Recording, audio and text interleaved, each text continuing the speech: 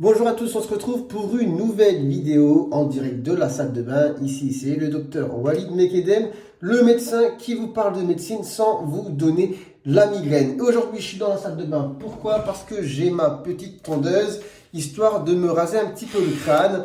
Parce que j'ai décidé personnellement, moi, de me raser régulièrement le crâne de très près plutôt que d'essayer de trouver des astuces pour essayer de rendre, on va dire, cette toison crânienne plus fournie qu'elle ne l'est.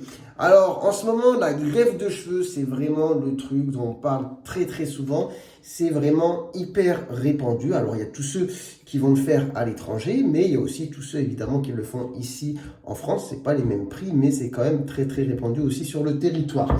Alors, je vais vous donner déjà mon point de vue en tant que médecin sur la greffe de cheveux. Alors, attention, quand je dis mon point de vue, ça va n'engager que moi pour la suite, mais d'abord, je vais vous expliquer un petit peu c'est quoi le principe. Alors, il faut savoir que sur le crâne, on va dire, on a deux types de cheveux.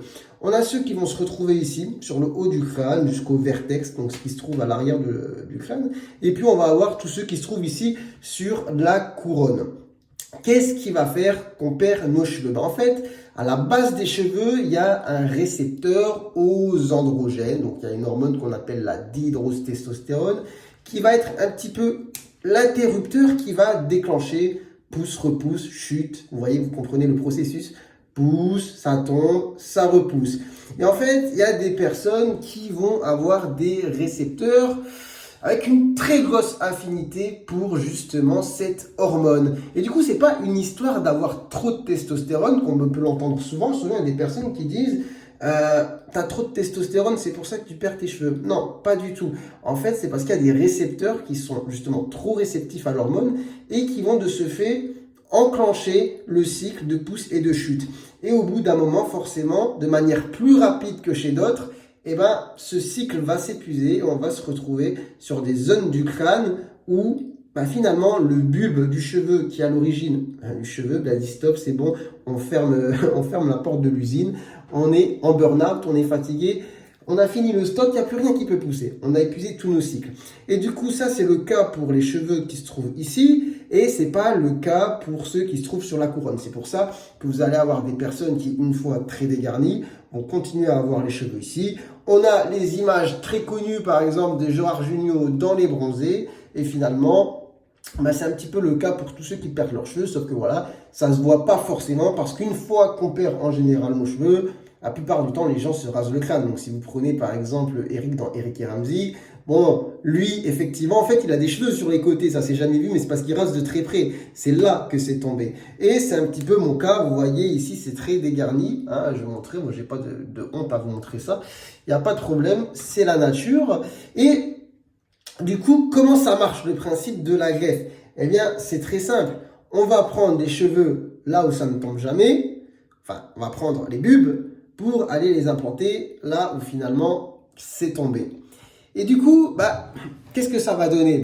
Évidemment, c'est logique, ça va redensifier la partie qui s'est un peu appauvrie en cheveux et ça va être possible uniquement si, évidemment, vous êtes très dense ici, ce qui n'est pas mon cas. Moi, par exemple, ici sur les côtés, regardez, je vous montre, j'ai pas énormément de cheveux. Ça voudrait dire que si j'enlevais des cheveux ici pour les mettre ici, ce serait pas très ouf en termes de rendu. On verrait ici, voilà, mes cheveux qui seraient très peu denses, ce qui est déjà le cas. Et du coup, ce serait pas ouf en termes de résultats. Donc, il faudrait beaucoup de cheveux. Il faut beaucoup de cheveux sur le côté pour être éligible à la greffe. Donc déjà, moi, je sais que je ne suis pas. Donc personnellement, je peux pas faire ça. Maintenant, pour les personnes qui sont éligibles, qu'est-ce que ça donne? Eh bien, effectivement, il faut savoir déjà que la greffe de cheveux, comme elle est pratiquée aujourd'hui, c'est quand même un phénomène assez récent. Hein. C'est-à-dire la greffe de cheveux, comme elle est pratiquée aujourd'hui, c'est quelque chose qui date finalement il n'y a même pas 20 ans. Même si la greffe de cheveux en elle-même existe depuis beaucoup plus longtemps, ce qui se fait, la manière dont ça se fait aujourd'hui, c'est quand même assez récent. Donc, le résultat sur le long terme, on n'a pas 4000 exemples, mais il y en a quelques-uns et j'ai envie de vous montrer. J'espère qu'il m'en voudra pas. Peut-être qu'il verra jamais cette vidéo de toute façon. Et c'est pas pour critiquer, mais il faut quand même donner une image de ce que ça rend chez une personne d'un certain âge, chez qui finalement, en fait, le processus de chute de cheveux continue après avoir justement fait une greffe. Alors vous tapez Michel Fugain sur Google Images et vous allez voir qu'en fait ça donne un petit carré comme ça de cheveux sur le crâne, mais qu'on devine crâne chauve, avec juste comme s'il y avait un carré de cheveux implanté sur la tête. Personnellement, je trouve que c'est pas très esthétique.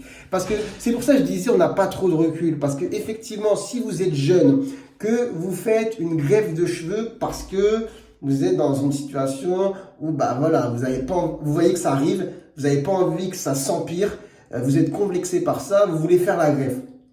Effectivement, vous allez la faire, ça va redensifier, si elle est bien faite, la partie où vous perdez des cheveux. Mais en fait, les cheveux qui tombaient à la base vont continuer à tomber. Ce qui vont rester ici sur le crâne qui ne va pas bouger, ça va être les greffons.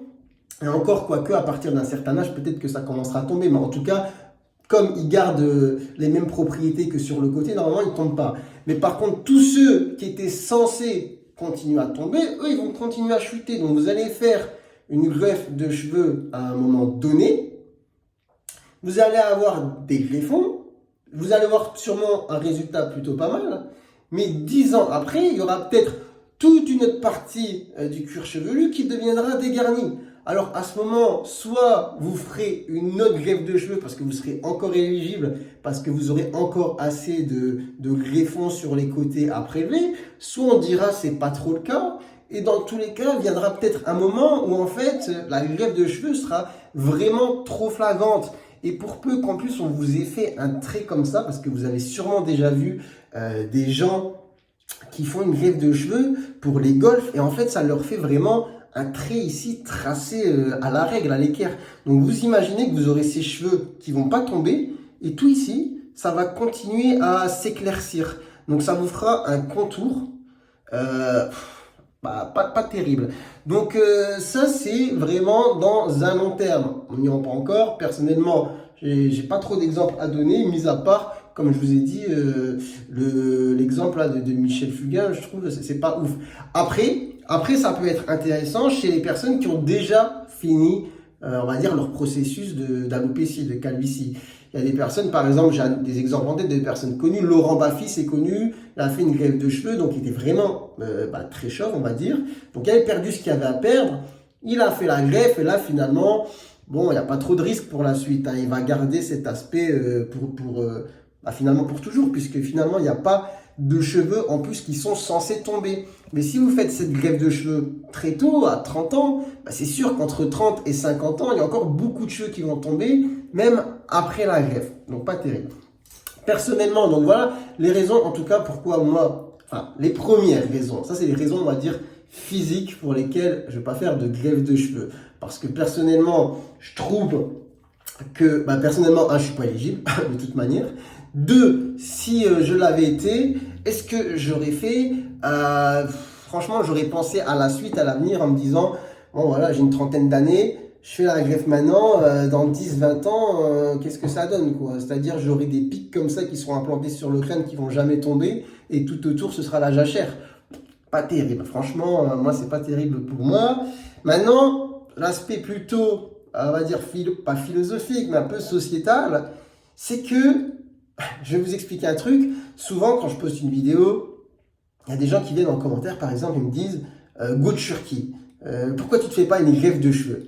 En fait, comme si c'était limite une obligation aujourd'hui, à partir du moment où tu perds tes cheveux et qu'on imagine que tu as les moyens de te faire une greffe, pourquoi tu ne la fais pas? C'est-à-dire que c'est devenu limite inconcevable pour certains d'accepter en fait l'évolution physique naturelle de son corps d'un point de vue physiologique. C'est-à-dire on ne parle pas de maladie, là on parle vraiment de perdre ses cheveux avec le temps parce que c'est un processus normal et physiologique. Comme les rides, c'est comme, vous imaginez les mêmes remarques pour les rides. Si vous voyez demain quelqu'un qui a des rides et vous vous dites pourquoi tu ne fais pas des injections de botox ou d'acide hyaluronique?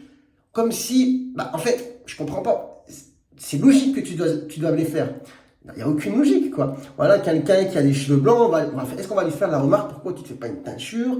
Enfin, à un moment, faut aussi accepter le fait que le corps change de manière normale qu'il n'y a rien d'exceptionnel, de rare. Je veux dire, même si c'est source de beaucoup de complexes pour certains, bah, perdre ses cheveux, en vrai, c'est la norme, limite, quand on imagine, en tout cas pour un homme avec le temps. Donc il y en a qui sont plutôt chanceux parce que, on va pas se mentir, vous m'aurez demandé de choisir. Est-ce que tu préfères garder tes cheveux ou les perdre? Je vous aurais dit, bah, je préfère les garder, carrément. Maintenant, ils tombent. Est-ce que je vais faire un drama pour ça? Bah non, mais c'est la vie en fait. Les cheveux, oui, t'es un homme. J'aurais pas de statistiques à donner, mais quand on regarde dans la rue, on a l'impression que c'est bien un homme sur trois, voire un sur deux, qui après 50 ans a plus de cheveux, ou en tout cas que le processus commence un petit peu avant, pour beaucoup de monde. Donc vraiment, il n'y a rien d'exceptionnel. Et c'est quoi du coup cette mentalité? En tout cas, je ne sais pas si ça a toujours été le cas, mais en tout cas, avec les réseaux sociaux, c'est très visible et c'est catalysé. À chaque fois qu'on voit un homme qui perd ses cheveux, eh bien, dans les commentaires, ça fuse, go sur qui, va te faire des greffes, etc. Comme si c'était une obligation pour respecter les codes de la société. Mais si ça, c'est un code de société, bah finalement, c'est bien triste, hein, parce que... voilà, j'arrive plus à trouver la suite de la phrase, mais vous comprenez. C'est complètement anormal d'avoir cette logique de penser que c'est la suite normale et logique à la calvitie de se faire une greffe. Alors que la suite logique, c'est tout simplement de dire, bah ouais, j'ai perdu mes cheveux, et plutôt que d'aller me faire une greffe de cheveux, je prends de la tondeuse et je vais raser ça de manière propre, ce qui n'est pas encore le cas pour moi. Mais des fois, j'ai pas le temps, donc voilà. Donc voilà un petit peu mon avis. Donc je vous ai donné mon avis pourquoi je ne ferai pas de greffe de cheveux. Donc un sur le plan physique, déjà parce que voilà, je vous ai expliqué médicalement que tout le monde n'est pas éligible à la greffe, c'est important quand même de le savoir. Donc faites gaffe ceux qui vont le faire, parce que là je lance pas la pierre à ceux qui vont faire la greffe de cheveux. Si vous voulez aller la faire, faites-la. Mais sachez qu'il y aura peut-être, surtout si vous allez à l'étranger, il y a un business autour de ça. Donc il y aura des gens qui vont dire oui, je vous fais la greffe. Mais prenez plusieurs avis, parce qu'il y a des gens qui vont vous dire il n'y a pas de problème, alors qu'en fait, vous n'êtes pas éligible. Et du coup, ça va vous faire un trou à l'arrière du crâne sur les côtés quand ils vont vous prélever les cheveux. Et franchement, vous serez dégoûté ensuite par la suite. Donc voilà, je ne ferai pas la greffe parce qu'il y a des raisons physiques médicales à ça. Après, sur l'évolution, l'avenir finalement du rendu, bah, je trouve qu'il n'y a pas assez finalement... de recul, hein. Je pense pas qu'il y a une personne de 80 balais qui a fait une greffe. Enfin, après, je vais pas me prononcer parce que j'ai pas fait de recherche sur le sujet. J'ai des images de people en tête, mais bon, vous voyez ce que je veux dire quand je dis que c'est une technique assez récente et que je pense que les gens se précipitent à la faire à un âge où ça continue de tomber. Je trouve que c'est plus logique de la faire quand voilà, tu as dépassé la cinquantaine, que tu sais à peu près t'en es où au niveau capillaire, tu sais que ça va plus trop changer, pas trop évoluer, là tu fais la greffe. Mais faire une greffe avant 30 ans, je trouve que c'est quand même dingue. C'est-à-dire que tu sais même pas si dans 10-15 ans, tu seras totalement chauve ou non, si tu auras encore assez de greffons pour pouvoir faire une deuxième greffe. Bon... Voilà, le rendu risque d'être pas terrible pour certains. Donc attention, ne pas se précipiter et demander peut-être plusieurs avis. Et du coup, la troisième raison, un petit peu plus de société. Mais en fait, pourquoi pourquoi? Alors certes, il y en a qui sont très complexés. Mais au-delà de gens qui sont très complexés, il y a des gens qui finissent complexés parce qu'à force de recevoir des remarques, etc. sur le sujet, ce que je peux comprendre, mais... Non, les gens, c'est tranquille en fait. L'humain perd ses cheveux depuis le début de l'histoire de l'humanité, ça a toujours été comme ça. Et puis en fait, c'est un processus totalement normal et physiologique. Et puis voilà quoi, tout simplement. Certes, à choisir, je pense que tous ceux qui perdent leurs cheveux, si on devait choisir, on choisirait de les garder. Maintenant, bah écoutez, c'est comme ça, il y a plein de choses. Aujourd'hui, on perd nos cheveux. Demain, on aura des cheveux blancs. On aura aussi des rides. Peut-être qu'on aura aussi d'autres problèmes, pas des problèmes, mais des choses qui physiologiquement vont changer avec l'âge sans causer de soucis de santé. C'est ça qui est important, les gens. Dans la vie, le plus important, c'est la santé. C'est pas de perdre ses cheveux. D'accord? Il y a des choses qui vont évoluer avec le temps si vous ne prenez pas soin de votre santé. comme les problèmes voilà, cardiovasculaires, des problèmes dans votre sang, des problèmes de diabète, cholestérol, des problèmes au niveau ostéo-articulaire. C'est sur ça en fait qu'il faut dire change quelque chose, fais un effort, change ce qui a à changer. Bah non, sur un processus sur lequel on a zéro comment dire, possibilité d'intervenir, ouais, tout simplement, bah non, bah c'est tout, c'est la vie, hein. D'accord? Bon, voilà, c'était mon avis sur la question.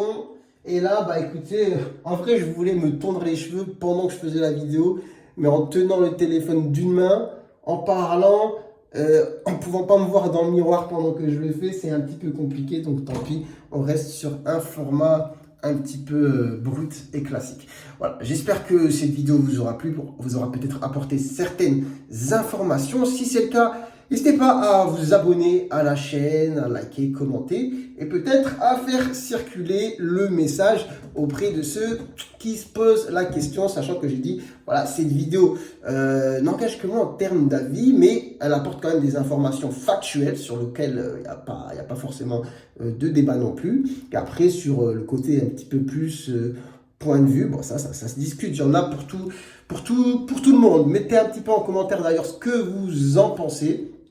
Et puis sur ce, moi, j'espère vous dire à très bientôt pour de prochaines vidéos. Allez, ciao, ciao!